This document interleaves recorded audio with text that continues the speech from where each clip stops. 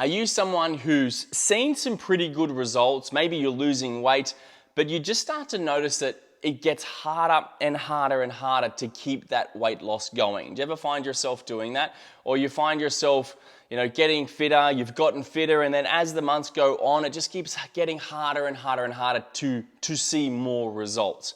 Now I'm gonna go over, particularly talking about the weight loss side of things, is why you can lose so much weight, and then as you start to lose more weight, your weight loss starts to slow down, it becomes harder, you have to try more, and it just realistically shows that like what you were doing beforehand was working a whole heap. Maybe you've lost a whole lot of weight and now you're doing the same sort of things, and maybe it's slowing up a whole bunch.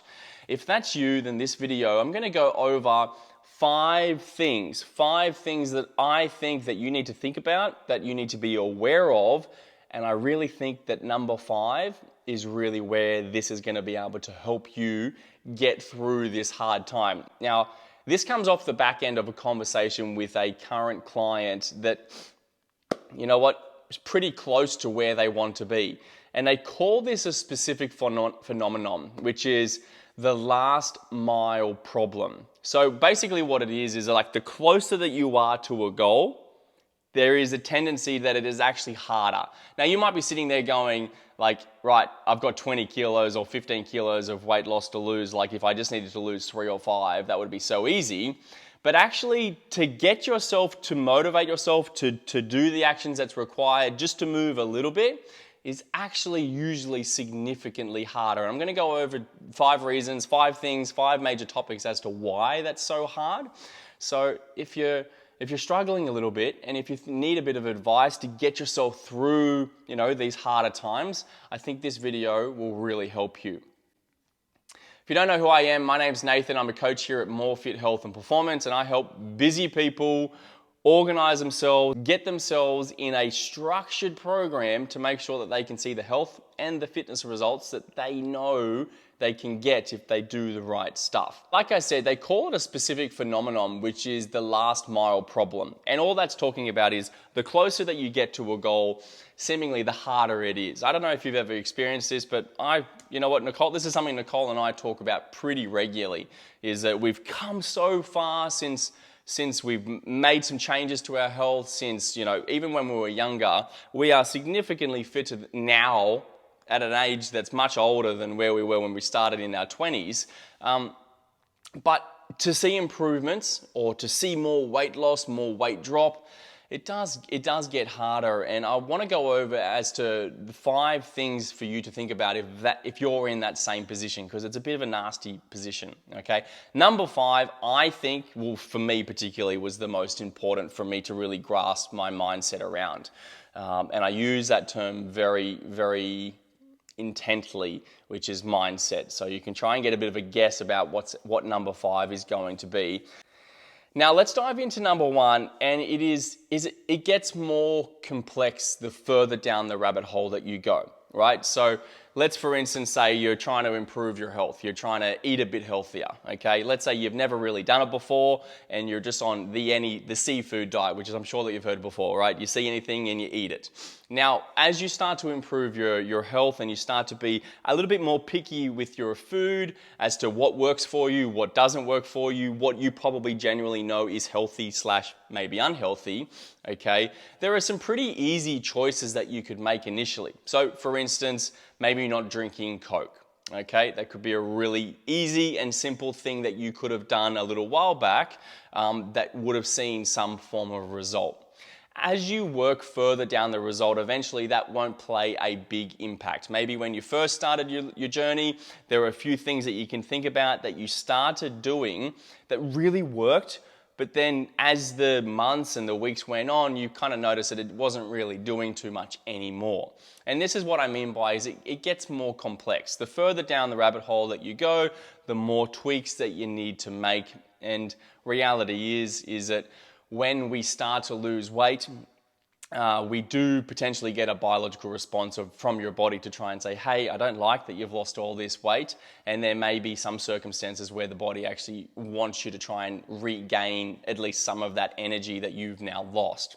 So it does get more complex. So take a bit of pressure off your shoulders, and it's very expected that as you lose weight and as you keep going, it's going to get harder and harder and harder. It does get a little bit more complex. And the things that you need to change, you need to be more precise. So, for instance, maybe someone's calorie counting, maybe they're food logging, right? Maybe you just do a general estimation as to how much that you think that you eat. But as you work down the weight loss category, as you work towards your weight loss goals, you'll need to be more precise with what you are doing, just purely because, one, you'll probably be eating less, you would have honed in on your diet a little bit more, you can feel the changes a lot more. Yeah, precise is probably the best way for me to sort of articulate how, as you change and as you make more changes, it gets more complex. So, what you used to do a few months ago or a couple of years ago, you might need to tweak even further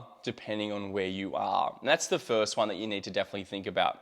Now, the second part is high expectations. So maybe you've lost a whole bunch of weight and now you've only got, these few extra kilos that you want to lose, and you're just racking your brain as to why can't I just do it, or why can't I just sustain, this level that I'm looking for. And you can create these I think high expectations are really good, by the way, but in this scenario, the high expectations can just make it feel a little bit too hard. And what I mean by that is, if you go, right, I've lost 10 kilos, and why can't I just lose another 2 or 3 or 4 kilos? I've just lost 10, so I should be able to lose another 2 or 3. You've got to try and understand that to your body, it's an entirely different scenario. So I want you to imagine someone at 100 kilos, okay? That person weighs 100 kilos and they've started their weight loss journey. Let's say that they've lost a kilo. So now they're at 99 kilos. Of their body weight, they've lost 1%. Really simple. If that person wants to lose the second kilo, they go from 99 to 98. Now, although they're both a kilo, 100 to 99 and 99 to 98, they're different percentages of the body. 100 to 99 is 1%. 99 to 98 is 1 point something percent. It's bigger. So use this on yourself just quickly. Think about how much weight that you have lost as a percentage of your body weight, okay? And you'll understand is that every kilo is not the same. So your high expectations of how much that you should be losing could be a little bit too high, and setting yourself up for failure. Because if you're going from 75 kilos and let's say you're down to 70, well, that's 5 kilos obviously, but it's a world difference going from 70 to 65 because there's less of you. Every kilo that you lose is a bigger portion of your body. It means more. Your body's going to try and guard it more. But in addition to that, you're just required to go back to number one, is it gets more complex. Okay, so try not to set your expectations too high in this scenario, because every kilo that you lose is a little bit different, and that is just one of the reasons as to why it gets harder and harder and harder to lose weight, because there's less of you every kilo that you lose. The third one is psychological factors. Okay, so in our mind, now there's a bit of what I would almost call like sabotage that could happen. Is that you've done all of this, you've lost all this weight, and you've only got a few extra kilos to go. There seems to be a bit of a build-up of anxiety around this, and there can be some form of what we would classify as self-sabotage. And I've done it a heap of times, okay? So I'm not talking to you from someone who's never done it. I've self-sabotaged many, many times. Basically before I was the age of 27, it would happen pretty regularly, almost on the yearly.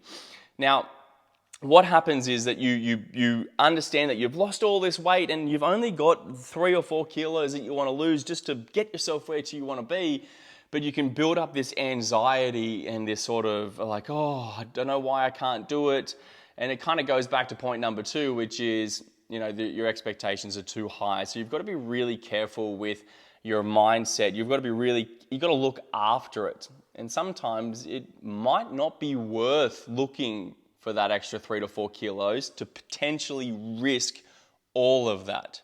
So all that weight loss that you've just had, you got to try and think about, is it worth the risk of potentially blowing out and potentially, self-sabotaging and going completely the other way. Number 4, and I think number 4 and 5 get really exciting because this is sort of more on the point of things that you can do, right? And number 4 is resources, okay? So now when you first started, you might have been doing all these amazing things, okay? So without sort of going too much deeper into, yes, it gets harder, your expectations could be too high, but I want you to go with setting that goal. And I do want you to achieve that, the next 3-5 kilos, get yourself over that line so you can get where you want to be.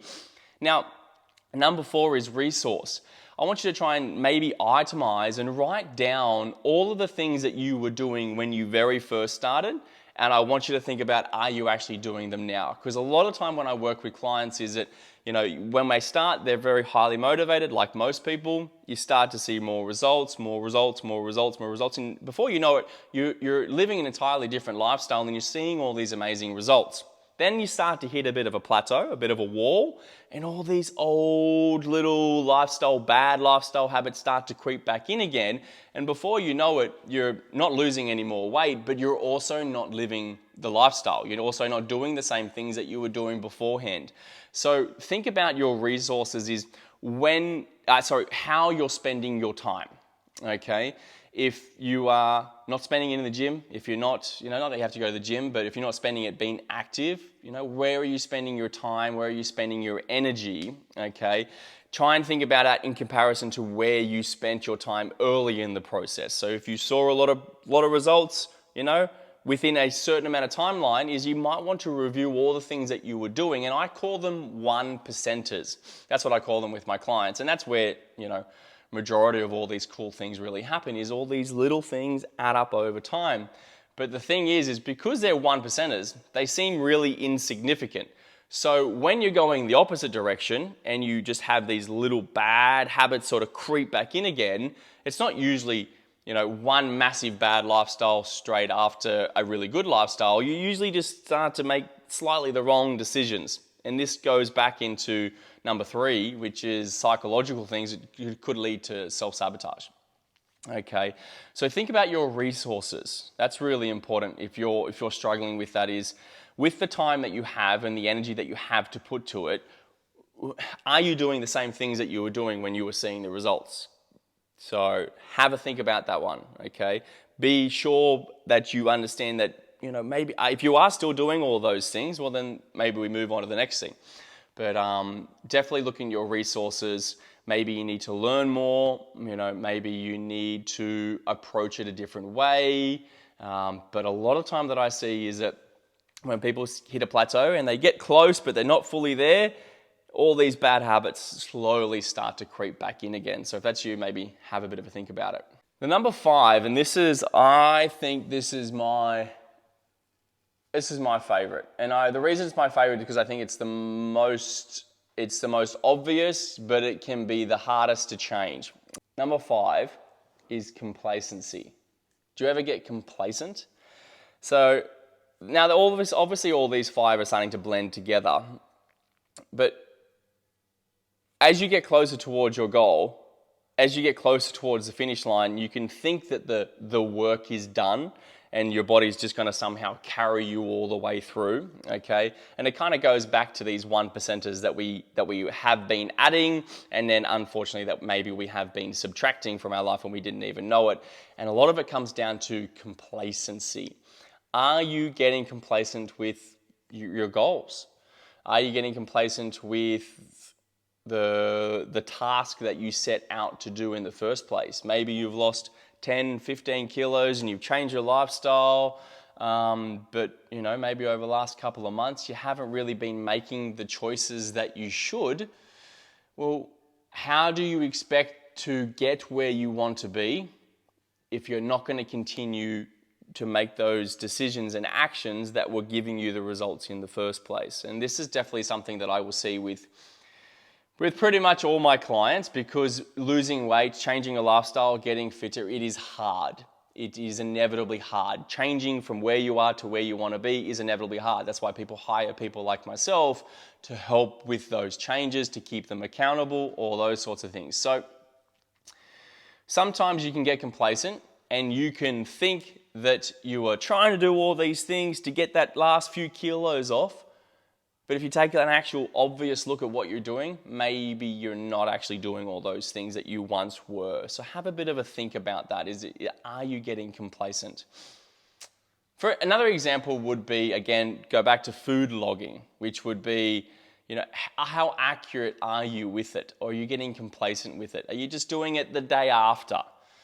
The whole idea around food logging is it is a tool in your tool belt. If the tool is not used correctly, then you can't use the tool appropriately, which means you don't get the results from it. And it's not about the fact that food logging is going to make you lose more weight or do any of those things, because you still have to make the right actions, but it allows you to manage yourself and it allows you to stay accountable towards something.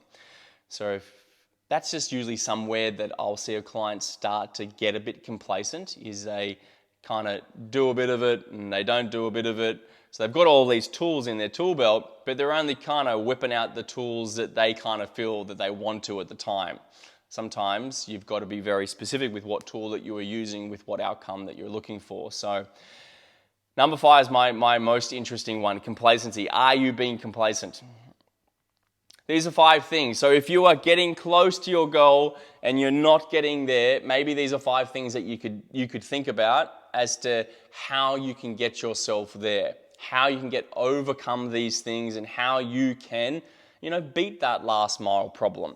You don't want to just stop at the last few kilos. You want to find out how and why. And I reckon it comes down to the last 4 and 5, which is, are you complacent? Number 5. And number 4 was, what resources? What were all the things that you were doing when you were succeeding? What were all those things that you were doing, all those 1%ers? Really take a nice dive think about, are you still doing them or are you not? If you like this video, if you got something out of it, if you have a question for me and you'd like to ask or you'd like to know more information, put them down in the comments and I'll get back to you. Otherwise, guys, thanks for watching. Bye.